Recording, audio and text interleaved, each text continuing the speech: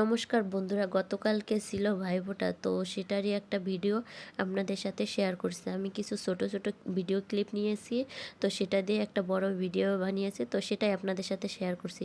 আশা করি সবাই ভিডিওটা দেখবেন। কারো হয়তো বা ভিডিওটা ভালো লাগবে, আবার কারো ভিডিওটা ভালো না লাগতে পারে।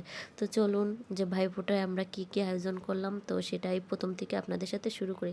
এখানে প্রথমেই চলে যাচ্ছে আমার শাশুড়ি মা, এখানে রান্নাবান্না শুরু করে দিয়েছে। আমরা সব কিছু গুছিয়ে দিয়েছি, তো আমার শাশুড়ি মা এখানে রান্না করছে।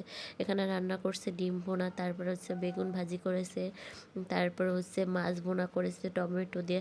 কালারটা কিন্তু মাছের অনেক সুন্দর হয়েছিল, লাইটের কারণে মানে কালারটা ওরকম বোঝা যাচ্ছে না। তারপরে হচ্ছে অন্যদিকে মাংস রান্না করবে, তো সেজন্য মাংসটাকে আগে মাখিয়ে রাখবে। তো এখানে সুন্দর করে আমার শাশুড়ি মা মাংসটা মাখিয়ে রেখে দেবে। তারপরে রান্না করছে ঝরঝরে পোলাও। পোলাওটা কিন্তু অনেক সুন্দর হয়েছে। তো এখানে মাংসটা সে সুন্দর করে সব মশলা দিয়ে মাখিয়ে নিচ্ছে। তারপরে চলে আসলাম আমার মেয়েকে সাজাতে।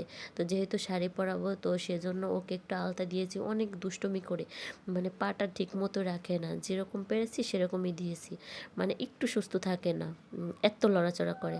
তারপর হচ্ছে ওকে শাড়ি পরিয়ে দিয়েছি, সাজুগুজু করিয়ে দিয়েছি। তো আমার মেয়েকে কেমন লাগছে অবশ্যই সবাই জানাবেন। সাজতে গেলে কত দুষ্টুমি শুরু করে সেটা বলার মতো না, যেটুকু পেরেছি সেটুকুই সাজিয়েছি।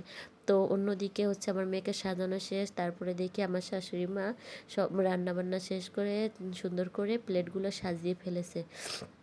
তো এই তো রান্নাবান্না শেষ করে তারপরে প্লেটগুলো সাজিয়েছে। কীরকম হয়েছে অবশ্যই সবাই জানাবেন। তারপর হচ্ছে মাংসটার কালারটাও কিন্তু অনেক সুন্দর এসেছে। তারপরে আমরা সবাই মিলে এখানে ভাইফোঁটা দেওয়ার জন্য আয়োজন করে ফেলেছি। তো ওই যে ওকে হচ্ছে ভাইফোঁটা দেওয়া হবে, যেহেতু আমাদের পরিবারের বড় সন্তান, তো ওকে আগে ফোঁটাটা দেওয়া হবে। ছেলে সন্তান নেই, তো ও একাই ছেলে, আর হচ্ছে আমাদের দুই জাত, দুটা মেয়ে আর ও একটা ছেলে। তো সব কিছু আমরা গুছিয়ে নিয়েছি, তো ও বসে পড়েছে ভাইফোঁটা দেওয়ার জন্য। তো এখানে আমার শাশুড়ি মা হচ্ছে আগে ফোঁটাটা দিয়ে নিতেছে। তো ওরা হচ্ছে মোট 3 ভাই বোন, 2 বোন 1 ভাই, তো ও হচ্ছে বড়। তো আমার মেজো যার একটা মেয়ে, আমার একটা মেয়ে। তো ওরা বেড়াতে গেছে মেজোজন, তো সেজন্য ও আর ফোঁটা দিতে পারেনি। তো আমার মেয়ে আর আমার শাশুড়ি মাই ওকে ফোঁটা দিচ্ছে। তো আমার শাশুড়ি মা আগে ফোঁটাটা দিয়ে দিয়েছে। তো আমার মেয়ে তো ছোটো, ও তো ভালো মতো বুঝে না, ও তো দিতে পারবে না। তো সেই জন্য আমার শাশুড়ি মা এখানে ওকে ধরিয়ে ধরিয়ে মানে শিখিয়ে দিতেছে। তো ও সুন্দর করে সেইভাবেই দিতেছে। আর এই তো সব কিছু মানে আমরা সুন্দর করে আয়োজন করে নিয়েছি। তারপরে এটাকে বলে নাকি আশীর্বাদ, তো এটাই দিচ্ছে। আমাদের বাপের বাড়ির দিকে আবার এটা নিয়ম নেই, তো এক এক জায়গার এক এক নিয়ম। তো আমাদের বাপের বাড়ি এগুলো আমরা কখনো দিইনি, এটার নিয়ম নেই। কিন্তু আমার শ্বশুরবাড়ির দিকে নিয়ম আছে দেখে আমার মেয়ে দিতে পারছে। তো আমরাও কখনো দিইনি। অনেক ইচ্ছে ছিল এবার ভাইফোঁটা দিব আমার ভাইকে।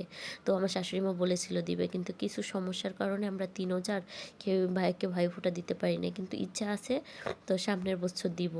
তো এবার অনেক ইচ্ছা ছিল যে আমাদের তিনও জাত যে সবাই সবাই ভাইকে ফোঁটা দেবে, কিন্তু আর হয় নাই, ভাগ্যে না থাকলে কিছুই হয় না। তো এখানে ভাইফোঁটা দেওয়ার পর্ব শেষ। তারপরে না কীরকমভাবে আদর করে নিতে হয়, তো আমার শাশুড়ি মা এখানে আদর করে নিচ্ছে। তারপর হচ্ছে আমার মেয়ে ওকে আদর করে নেবে।